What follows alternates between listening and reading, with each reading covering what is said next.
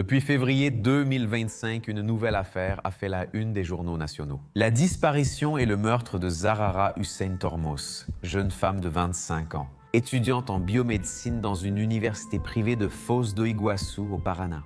Cela pourrait être un autre cas de féminicide puisqu'elle avait une ordonnance restrictive contre un ex-petit ami qui, à un certain moment de la vie de Zarara, est devenu une menace. Autrement dit, après la notification de sa disparition, c'était l'une des pistes d'enquête des détectives. Mais 2 jours plus tard, la découverte du corps de la jeune fille a révélé de nouveaux indices, y compris des empreintes digitales sur les rubans adhésifs qui ont été utilisés pour attacher les pieds et les mains de Zarara. Cependant, bien au-delà de cela, parmi les soi-disant empreintes numériques, il y avait la présence du signal d'un bracelet électronique sur les lieux du crime. Eh oui, les amis, un bracelet électronique. Une preuve irréfutable, je dirais, de la présence d'un criminel connu et surveillé par les autorités. Cette personne était Pamela da Silva de Campos, esthéticienne et partenaire commercial de la victime, et aussi trafiquante de drogue. Une question reste officiellement sans réponse jusqu'à présent. Mais nous avons quelques hypothèses, tu sais. Des hypothèses, je dirais, assez plausibles par rapport à tout cela. Mais on en parlera plus tard, d'autant plus que je veux aussi l'avis de chacun d'entre vous.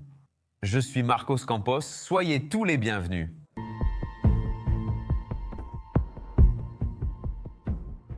Certaines des informations les plus tristes, je dirais, de toute l'affaire Zarara ont été fournies par Madame Anamir Lopez Tafarel, la mère de Zarara.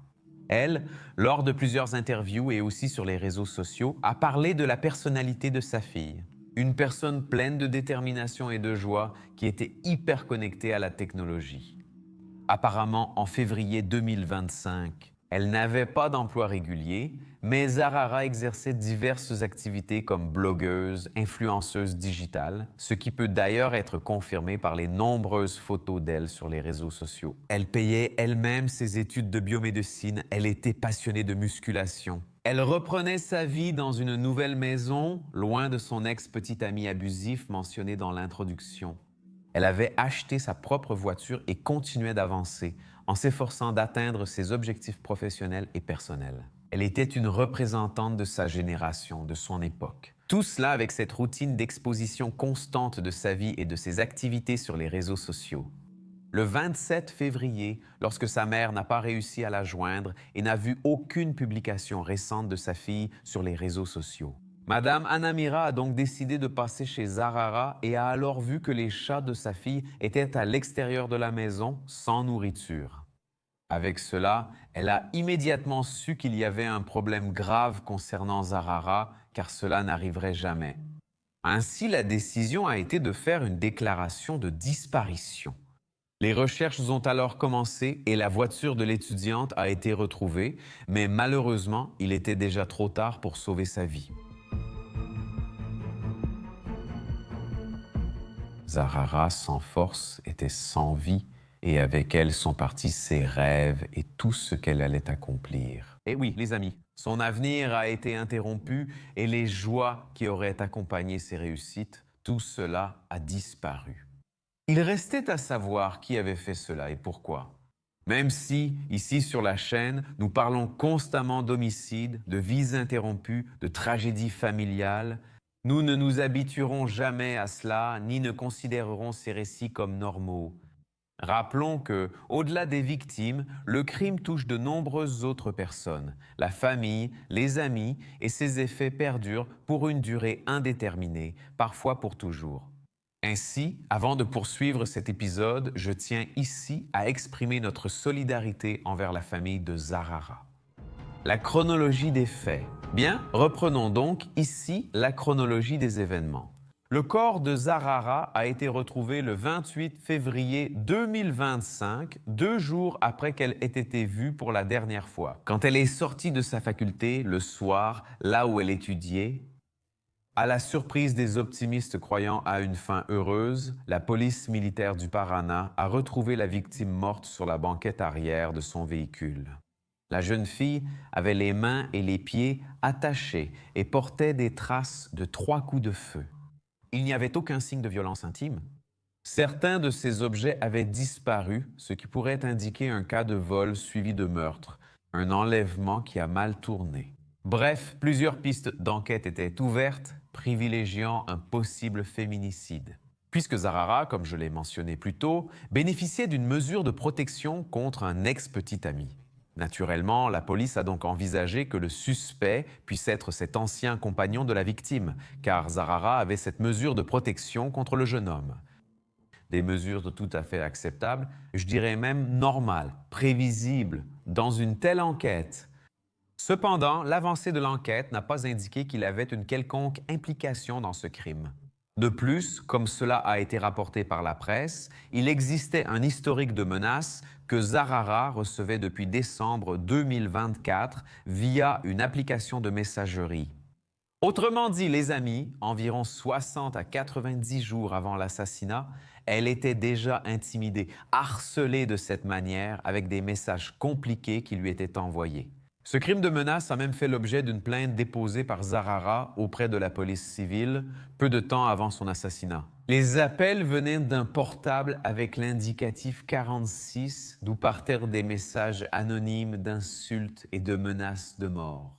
Ni elle, ni ses amis et sa famille ne savaient qui était responsable des menaces. Et je vous rappelle que cet indicatif 46 est utilisé dans la région sud-ouest de l'État du Paraná, dans les villes de Francisco Beltrão, Pato Branco, Realeza, Ampere, Capalema et aussi Duas Vizinhos, toutes proches de Foz do Iguaçu.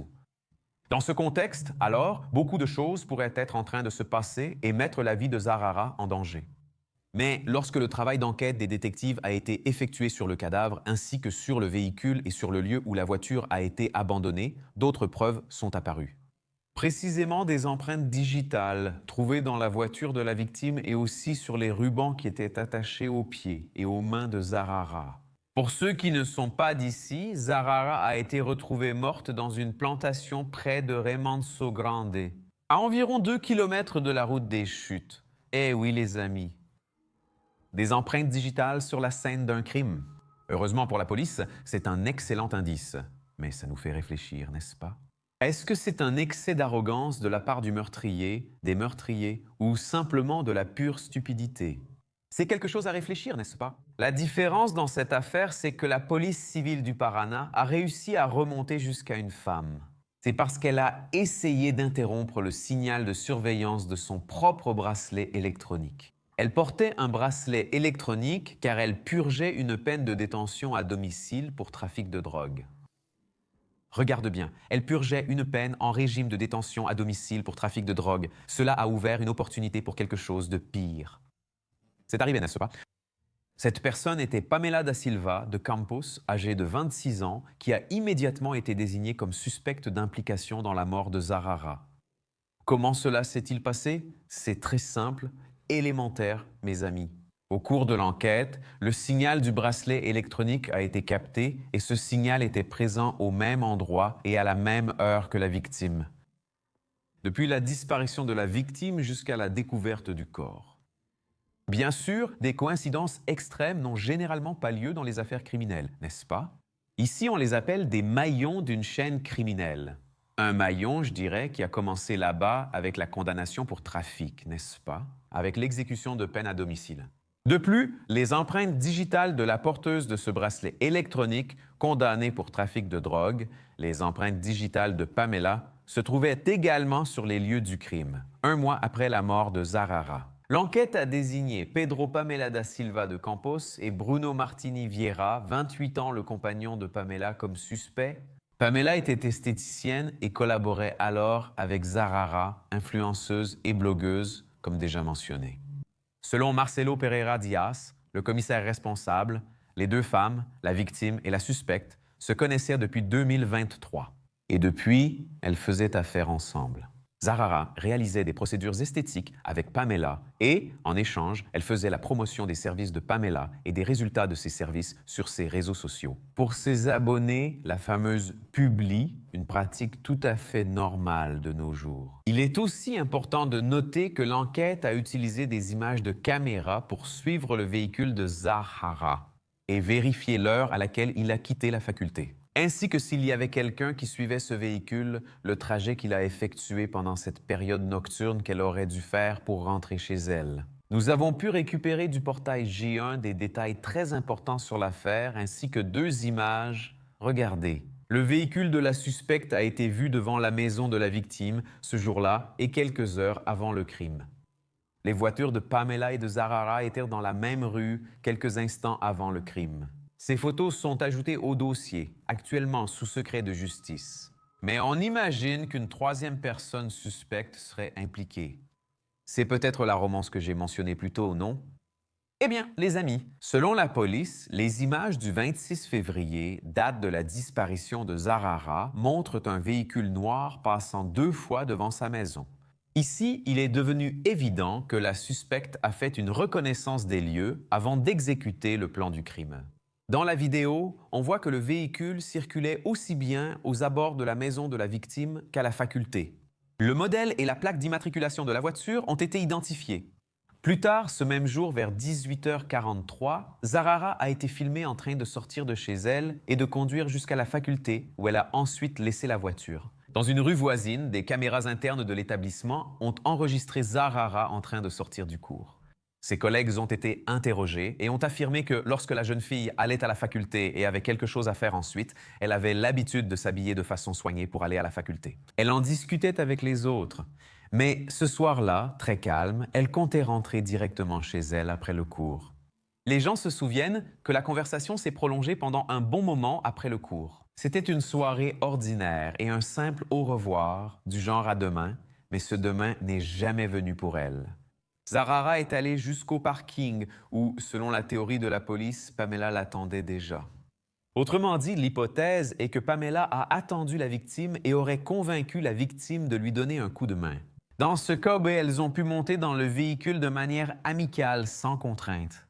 Les caméras ont aussi montré qu'après l'université, la voiture de Zarara est revenue dans sa rue et y est restée environ 5 minutes. Ensuite, on observe un mouvement ressemblant à une personne sortant de la voiture. L'hypothèse est que Pamela a pris le volant et que Zarara avait les jambes et les mains attachées. Par qui? Ce n'est pas précisé, mais on peut le supposer, non? On peut donc repérer la voiture de la victime allant vers le lieu où le corps a été trouvé. Ensuite, un véhicule noir appartenant à Pamela est enregistré en train de faire le même trajet. Cela s'est produit 1 heure après. Selon la police, puisqu'il n'y a pas d'enregistrement du crime lui-même, la personne qui conduisait le deuxième véhicule à ce moment-là était possiblement Bruno, le petit ami de Pamela. La police a identifié le couple grâce à la plaque d'immatriculation de la voiture noire au nom de Pamela. Lorsque Bruno a été confronté à ce sujet, il a nié toute implication dans l'affaire. Il a déclaré avoir récupéré la voiture à la demande de sa petite amie, sans connaître la région où le corps a été retrouvé. Il a alors déclaré qu'il aurait trouvé Pamela marchant seule à pied et qu'elle n'avait pas expliqué la raison de sa présence à cet endroit. Il s'est inquiété, surtout car sa petite amie, surveillée par un bracelet électronique, n'aurait pas dû se trouver là. Cela depuis sa propre résidence. Si l'on regarde tout l'historique des cas que l'on connaît impliquant un couple, l'homme trouve la femme marchant dans un endroit isolé, seule, tard dans la nuit. Elle ne dit rien. La vie continue. C'est étrange. Mais l'enquête a découvert des preuves très importantes, y compris l'échange de messages entre Pamela et une amie où elle admettait cruellement la mort de Zarara. Des discussions antérieures entre Pamela et Bruno portèrent sur le prêt d'une arme de calibre 38 détenue par Bruno et utilisée dans le crime. Selon les informations publiées, Pamela a été arrêtée à Passo Fundo, dans l'état du Rio Grande do Sul, où elle répondait déjà à d'autres accusations. Bruno a été arrêté à Foz do Iguaçu, Paraná, lors d'une opération de la police civile. Selon l'enquête, jusqu'à présent, Pamela aurait tiré sur Zarara. Initialement, ils ont été arrêtés pour homicide qualifié ayant utilisé un moyen qui a empêché la défense de la victime. Le ministère public les accusera d'au moins 5 autres crimes, au minimum. Pamela devra également se défendre pour le vol d'un sac contenant un ordinateur portable et un téléphone portable, un iPhone à l'intérieur. Menaces envoyées par message à Zarara, cela durait déjà depuis un certain temps, non? Intrusion dans un dispositif informatique et aussi suppression de documents. Et oui, les amis, au cours de l'enquête, il a été identifié que le numéro avec le préfixe 46 qui menaçait Zarara depuis longtemps, avait des connexions d'adresses IP liées au compte de Pamela. Enfin, elle sera également poursuivie pour suppression de documents, comme je l'ai mentionné, parce qu'elle a détruit le permis de conduire national de la victime. Quant à Bruno Martini, il sera poursuivi pour les crimes d'assassinat qualifié et de recel d'objets volés, puisque, grâce au signal satellite, il a été prouvé que l'adresse email de Zahara était connectée, très probablement sur son ordinateur portable. Ce n'est pas très clair dans l'article. Il était avec Bruno, donc il s'est identifié de cette façon. C'est là que la réception, disons, de l'objet volé a eu lieu. Et tu sais ce qui est vraiment insatisfaisant dans toute cette affaire? Malgré le travail d'enquête rapide et excellent, si le duo est condamné pour tous les crimes, les peines seront les suivantes. Pamela, de 17 à 45 ans et 6 mois avec progression de peine, après 10 ans de régime fermé, et Bruno, de 13 à 34 ans, avec régime semi-ouvert, après 8 ans d'emprisonnement. Autrement dit, sur le plan procédural, les choses se sont bien passées. Depuis sa déposition au commissariat, Pamela a préféré rester silencieuse. Et Bruno a dit qu'il ne savait rien à propos de tout cela. Le procès aura lieu bientôt. Et concernant la motivation, jusqu'à présent, ce qui a été divulgué par les sources n'inclut pas cette information précise, c'est-à-dire la raison du crime. On peut imaginer, non? Vous ne croyez pas? Dites-moi ce que vous en pensez. Entre nous, 2 ou 3 hypothèses sont les plus probables, ou même une combinaison de celles-ci. La jalousie provoque de nombreux crimes entre personnes se connaissant et ayant une certaine amitié, notamment chez les jeunes femmes. En se rappelant l'historique des appels anonymes et menaçants, n'est-ce pas, la jalousie? Nous n'excluons pas que dans la tête de Pamela, il y avait une graine de jalousie envers la cliente et Bruno. Ils n'avaient même pas besoin de se connaître, d'accord? L'esthéticienne n'a peut-être pas apprécié un commentaire ou un compliment du petit ami ou de la petite amie envers la cliente. Envers la cliente qui était mannequin et qui fréquentait sa clinique.